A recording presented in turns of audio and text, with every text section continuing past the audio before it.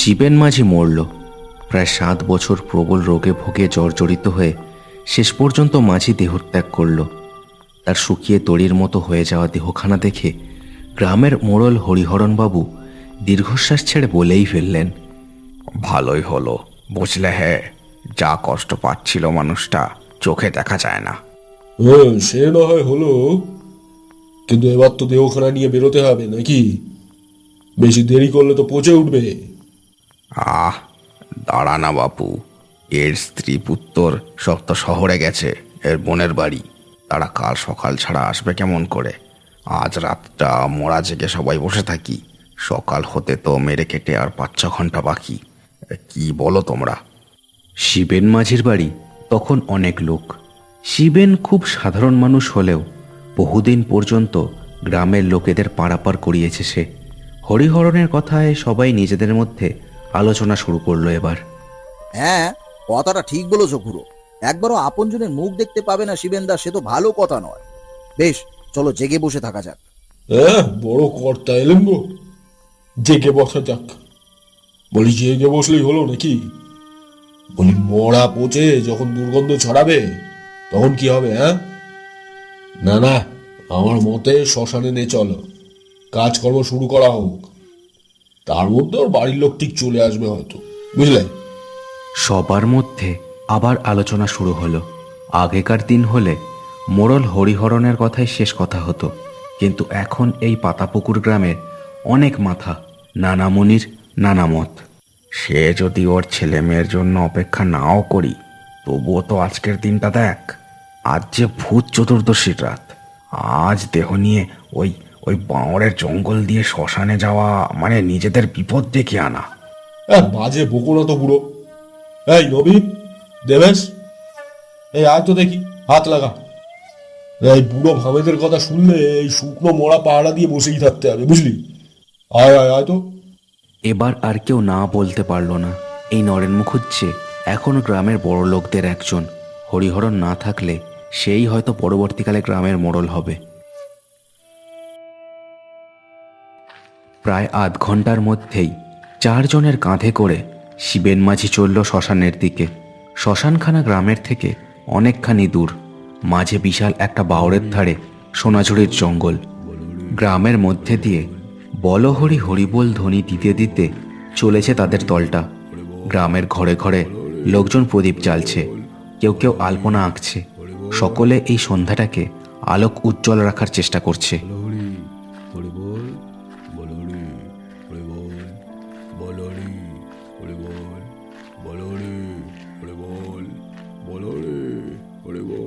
যাই বলো নবীনদা, আজ রাতে মরা নিয়ে ওই জঙ্গলে ঢোকাটা কি ঠিক হবে? যতই হোক হরিহরণ খুড়ো বয়স্ক জ্ঞানী লোক, তিনি তো সবার ভালোই চান। জানি রে, কিন্তু নরেন কাকার কথাটাও তো ফেলে দেওয়া যায় না। বড়লোক মানুষ উনি, বিপদে আপদে তেনার কাছেই তো আমাদের হাত পাততে যেতে হবে, তাই না? ঘুঁটে আর নবীন পেছনে ছিল। তাদের কথা সামনে চলা দেবেশ আর জটিল শুনতেই পেল না। সবার সামনে চলেছে নরেন মুখুজ্জে আলো হাতে, আর সকলের পেছনে হরিহরণ বুড়ো লাঠি হাতে কোনো মতে পা মেলাচ্ছিল এই জোয়ানদের দলের সাথে। হরিহরণ বুড়ো সামনে চলা সবার দিকেই দেখছিল হাঁটতে হাঁটতে। এমন সময় তার মনে হলো তার ঠিক পিছনে ঝোপের মধ্যে দিয়ে যেন কিছু একটা চলে গেল। তার পা থেমে গেল সাথে সাথে। এই শোন তোরা, থাম দেখি একটু। তার কথায় সব্বার পা থেমে গেল। নরেন বুড়োর দিকে তাকিয়ে ঝাঁঝিয়ে বলে উঠল, কি হলো? কি হলো? হ্যাঁ, বড় জঙ্গলে এমন কত কি জন্তুর ঘরে, তা বলে এমন দুমদাম থেমে সব দেখার কি দরকার শুনি? আহা, জন্তুর নয়, জন্তুর নয়। ওই বট গাছের নিচে দেখ, একটা লোক দাঁড়িয়ে আছে, দেখ। সকলে দেখল কথাটা সত্যি। একটা লম্বা লোক গায়ে চাদর জড়িয়ে সেখানে দাঁড়িয়ে আছে। কে কে বাবু ওখানে? ওরকম ভাবে ওখানে দাঁড়িয়ে কেন? লোকটা কোনো কথা না বলে তাদের দিকে কয়েক পলক দেখল, তারপর তার ঝোলা থেকে কি একটা বের করলো আর তাদের অবাক করে দিয়ে জিনিসটা ছুঁড়ে দিল তাদের পায়ের দিকে। সবাই অবাক হয়ে দেখল জিনিসটা আসলে একটা সাদা মরার খুলি। খুলিটা গড়িয়ে গড়িয়ে তাদের সামনে এসে থামল। সকলে এবার বটগাছের তলায় তাকিয়ে দেখল লোকটা নেই। যেমন হঠাৎ করে এসেছিল তেমন হঠাৎ করেই সে উধাও হয়ে গেছে। মরার ঘুড়ি এভাবে ছুড়িয়ে দেওয়ার মানে কি? ও কি যে ঝামেলা! এই দেবেশ, গুটে, নামা দেখি দেহখানা, নামা। কাঁধে নিয়ে এমন ভাবে দাঁড়িয়ে থাকা যায় না। সবাই দেহখানাকে নামিয়ে রাখলো। তখন তারা জঙ্গলের মুখেই দাঁড়িয়ে, খুব গভীরে প্রবেশ করেনি। আর না কে আপাও লোক হয়তো শ্মশান থেকেই হয়তো ওটা কুড়িয়ে এনেছে। না, কি যে তোরা সব এক একটা ভিতর টিম। চল চল। ও বাবা, ও কি দেখো! নরেনের কথা থেমে গেল ঘুটের কথায়। সবাই খুলিটার দিকে তাকিয়ে দেখল একটা কালচে কিছু যেন খুলির চোখের মধ্যে থেকে বেরোচ্ছে। ইস, কি হে ওটা!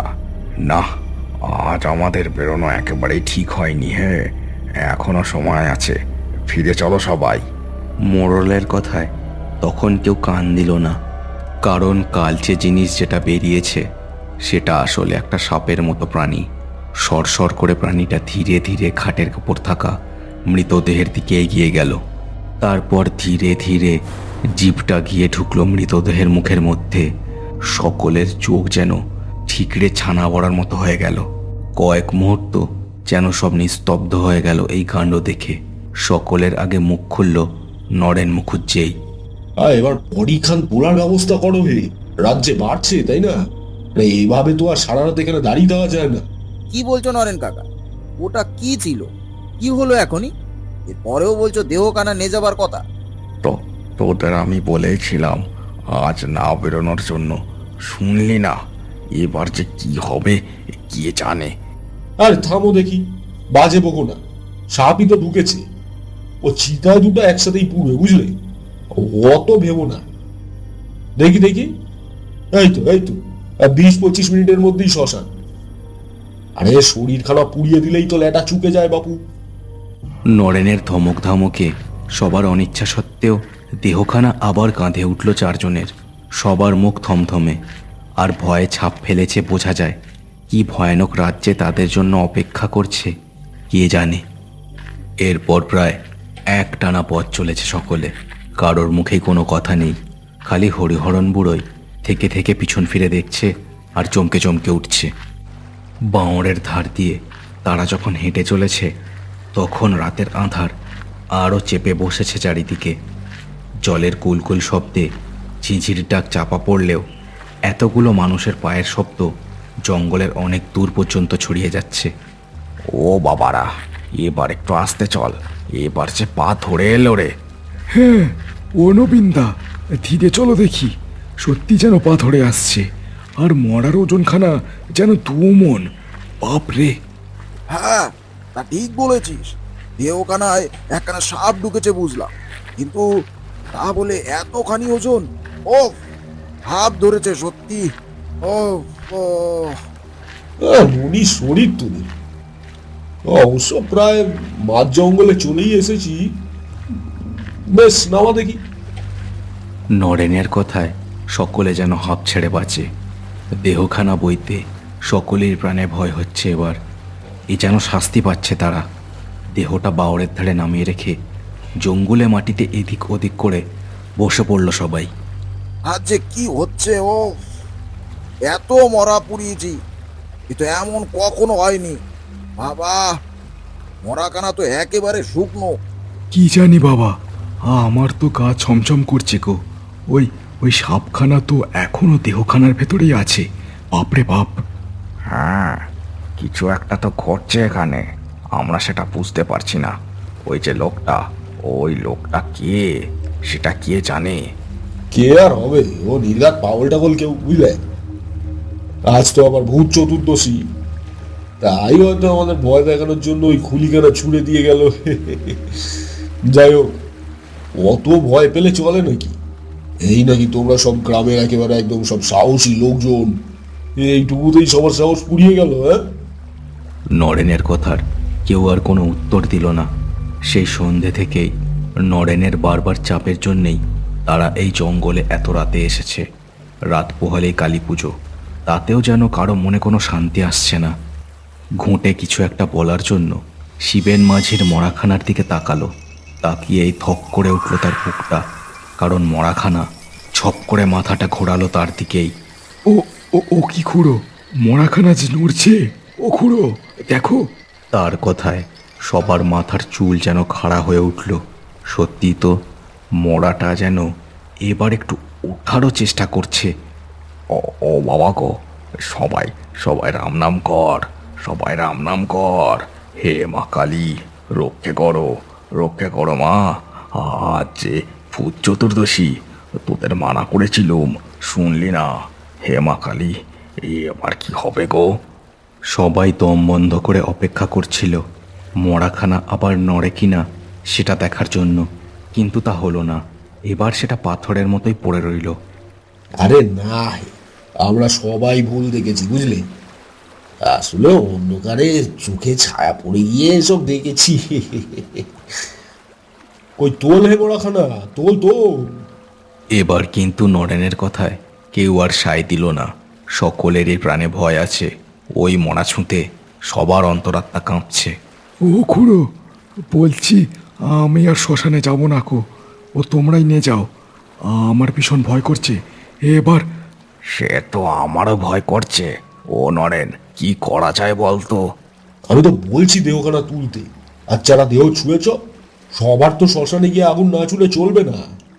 না না নরেন কাকা, এই তোমার কথাতেই আজ আমরা এমন একখানা বিপদে পড়লাম। আমি আর ওদের ধারে কাছেও যাচ্ছি না। তোমরা যা পড়া করো গে, আমি চললাম। এ কথা বলেই ঘুঁটে উল্টো দিকে ঘুরে হাঁটা শুরু করলো। সকলে তাকে থামানোর চেষ্টা করলেও সে শুনল না। যাস নে ঘুঁটে, যাস নে, মরা ছুঁয়ে ওরম ভাবে চলে যেতে নেই, শোন। যা শালা যা, পরে বুঝবি। আর আর হঠাৎ বিশ্রী একটা শব্দে সবাই মরার খাটের দিকে তাকালো। যে দৃশ্য দেখলো তাতে সবার মূর্ছা যাবার জোগাড় হলো। শিবেন মাঝির দেহখানা খাটিয়ার ওপর দাঁড়িয়ে, ঘাড়খানা একদিকে কেতরে পড়েছে, মুখটা হাঁ, শরীরটা থেকে থেকে ঝুলে পড়ছে, আবার সোজা হচ্ছে। বীভৎস নারকীয় রূপ তার। কে পালালো? ঘুটে নাকি? কোন দিকে গেল রে? নরেন হাতের তর্জনী তুলে দেখিয়ে দিল জঙ্গলের পথে। সব্বার চোখ তখন ঠেলে বেরিয়ে এসেছে তাদের করজি থেকে। শিবেনের দেহখানা হাওয়ার বেগে হুশ করে চলে গেল সেদিকে। বীভৎস পচা একটা গন্ধে ভরে গেল চারদিক। এরপর কয়েক মুহূর্ত সব চুপ। জঙ্গলের ঝিঝির ডাকও কখন যেন থেমে গেছে। হঠাৎ বিশাল একটা চিৎকার শোনা গেল শিবেনের দেহটা যেদিকে গেছে সেদিকে। তারপরেই ঝোপের ভেতর থেকে শিবেনের বীভৎস মূর্তিখানা বেরিয়ে এলো। তার মুখে এখন কুটিল এক হাসি, গায়ে লেগে আছে রক্তের ছোপ। এ দৃশ্য দেখে বাকি চারজন আর দাঁড়িয়ে থাকতে পারল না। তুত্তার করে দৌড় দিল জঙ্গলের মধ্যে যে যেদিকে পারল। দেবেশ আর হরিহরণ বুড়ো কোনো মতে হাঁফাতে হাঁফাতে এসে ঢুকলো একটা ঝোপের আড়ালে। তাদের ভয়ে মুখ সাদা হয়ে গেছে, কোনো কথা সরছে না, তার কিছুই বুঝতে পারছে না তারা। খুঁড়ো, এখানে কি হচ্ছে গো? শিবেনের মরাখানা অমনভাবে উঠে, বাপরে বাপ! কি হলো খুঁড়ো, কিছু বলো। কি বলি বলতো, আমারও তো কিছু মাথায় আসছে না রে। ওই লোকটাই কিছু একটা তন্তর মন্তর করেছে ওই শিবেনের মরাখানার ওপর, কিন্তু লোকটা কে সেটাই তো বুঝতে পারছি না রে বাপ। তাদের কথার মাঝেই দেখতে পেল জটিল দৌড়তে দৌড়তে সেখানে এলো, কিন্তু কোথায় যাবে বুঝতে না পেরে গাছের নিচে দাঁড়িয়ে রইল। ও গুরু, নবীন, দেবেশ, তোরা কোথায়? নবীন, এই দেবেশ! জটিলের করুণ চিৎকারে দেবেশ উঠে তাকে সাড়া দিতেই যাচ্ছিল। হরিহরণ তার হাতখানা চেপে ধরল। কে হলো? ওকে ডাক দি। হরিহরণ ঠোঁটে আঙুল দিয়ে তাকে চুপ করতে বলল। তারপর আঙুল তুলে দেখালো জটিলের পেছনে। দেবেশ সেদিকে তাকিয়ে পাথর হয়ে গেল। দেখলো জটিলের পেছনে ঝোপের মধ্যে উঠে দাঁড়িয়েছে শিবেন মাঝির মরাটা। কি হলো? কেউ কথা বলছে না কেন? নবীন, হইয়ার গুরু! তার চিৎকার থেমে গেল মাঝপথেই, কারণ শিবেনের মরাখানা তার উপর ঝাঁপিয়ে পড়ে তাকে টেনে নিয়ে গেল ঝোপের মধ্যে। এরপর প্রবল একটা চিৎকারে বাতাস কেঁপে উঠল সে জায়গার। হরিহরণ আর দেবেশ পাথরের মতোই বসে রইল সেখানে। অনেকক্ষণ তারা কোনো কথাও বলতে পারল না। চারিদিকে যেন মৃত্যুর নিস্তব্ধতা ছড়িয়ে পড়েছে। খুঁড়ো, এবার আমরা কি করব? দাঁড়া, একটু সময় যাক, সকাল হতে খুব বেশি দেরি নেই, কিন্তু নবীন আর নরেন এরা কোথায় গেল বলতো? কি জানি। ও খুড়ো, চলো না আমরা গ্রামের দিকে যাই। গ্রামে গিয়ে সনাতন ওঝাকে ডেকে নিয়ে এলে কেমন হয়? হরিহরণ তার কথায় সায় দিল, আর তারপর দুজন খুব সাবধানে উঠে দাঁড়ালো। যেভাবে হোক পালাতে হবে তাদের। কি হরিহরণ খুড়ো, কোথায় চললে? হ্যাঁ, ওরা দুজন থমকে গেল নরেনের কথায়। দেখল সে সেই গাছখানার নিচে দাঁড়িয়ে আছে, তার মুখে কুটিল এক হাসি। তুই এখানে কি করছিস? চল আমাদের সাথে, আমরা গ্রামে যাচ্ছি। সেখান থেকে সনাতন ওঝাকে ডেকে নিয়ে আসবো। তার আর দরকার নেই, তার আর কোনো দরকার নেই। তার কথা শেষ হতেই ঝোপের মধ্যে থেকে উঠে দাঁড়ালো শিবেন মাঝির মরাখানা। দু চোখে তার হিংস্রতা আর রক্তের নেশা। কয়েক মুহূর্ত সব চুপ। তারপর শিবেন দু হাত সামনে বাড়িয়ে তাদের দিকে এগিয়ে এলো। তার দাঁতের শাড়ি ঝিলিক দিয়ে উঠল অন্ধকারে। এমন সময় তার চারপাশে হঠাৎই একটা উজ্জ্বল আলোর বলয় তৈরি হলো। শিবেনের দেহটা থমকে গেল সেই জায়গাতেই। প্রবল এক চিৎকার বেরিয়ে এলো তার গলা দিয়ে। হরিহরণ আর দেবেশ দেখল নবীন আর সনাতন ওঝা দাঁড়িয়ে আছে তাদের থেকে কিছু দূরে। ওঝার হাতে ধরা সেই মরার খুলিখানা। কে তুই, আর কেন এসেছিস এখানে? কে ডেকেছে তোকে? বল বল। বলেই খুলিখানার উপর সিঁদুর মাখা হাতে একটা চাপড় বসিয়ে দিল সে। বলছি বলছি, আমি বাঁশবাগানের হারুবেশো। বহুকাল আগে আমিও এই গ্রামের বাসিন্দা ছিলাম। হঠাৎ একদিন এক কাপালিক এসে আমায় বন্দি করে চালনা করলো এই মরদেহে। আমার কাজ ছিল হরিহরণ মোড়লকে হত্যা করা। ওকে হত্যা করতে পারলে তবেই আমার মুক্তি হবে। বটে বটে, তা কে পাঠিয়েছে তোকে? বল। আমি জানি না, আমি একটা খুলিতে বন্দি ছিলাম। ছাড়া পাবার পর সামনে এই দেহখানা দেখে এতে আশ্রয় নিয়েছি। আমি জানি ওকে কে পাঠিয়েছে। নবীনের এই কথায় সবাই তার দিকে তাকালো। সে কঠোর চোখে দেখে নিল একবার নরেন মুখুজ্জেকে, তারপর বলল, এটা নরেন মুখুজ্জের কাজ। গ্রামের সবাই জানে হরিহরণ কুড়ো না থাকলে এই সুৎকরটাই হবে এই পাতা পুকুরের মাথা। সি সি সি নরেন কাকা, এই কাজ তুমি করতে পারলে? আমি আমি আমি করিয়েছি এই কাজ। ভিন গায়ের এক কাপালিককে দিয়ে ওই পেটটারে চালনা করে দিয়েছি শিবেন মাঝির দেহে। কি করবি, কি করবি তোরা? হ্যাঁ, এই এই হতভাগা ভূতের বাচ্চা, মেরে ফেল, মেরে ফেল, সব কটাকে মেরে ফেল। সব কটার মুন্ডু ছিঁড়ে আমার পায়ের কাছে রেখে যা।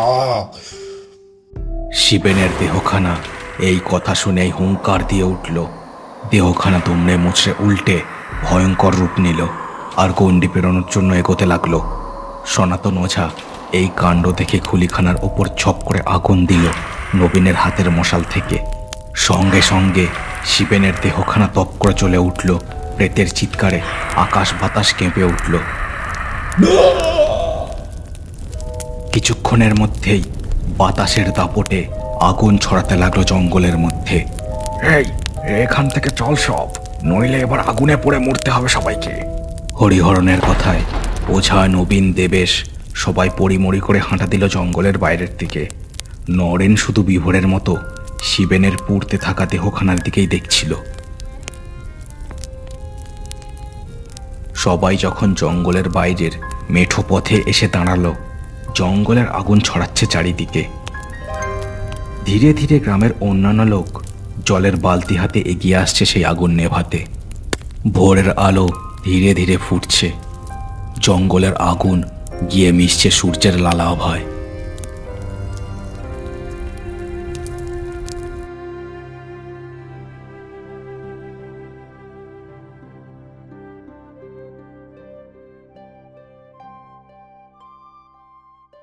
শেষ হলো কার্টুনস অ্যানিমেশনসের আজকের গল্পের পরিবেশনা। আজকের গল্পটা কেমন লাগলো সেটা আমাকে কমেন্ট করে জানাতে ভুলো না। চ্যানেলটাকে সবাই সাবস্ক্রাইব করে দিও আর গল্পটাকে শেয়ার করে দিও তোমার বন্ধুদের সাথে। দেখা হচ্ছে আর পরের ভিডিওতে। সবাই খুব ভালো থেকো।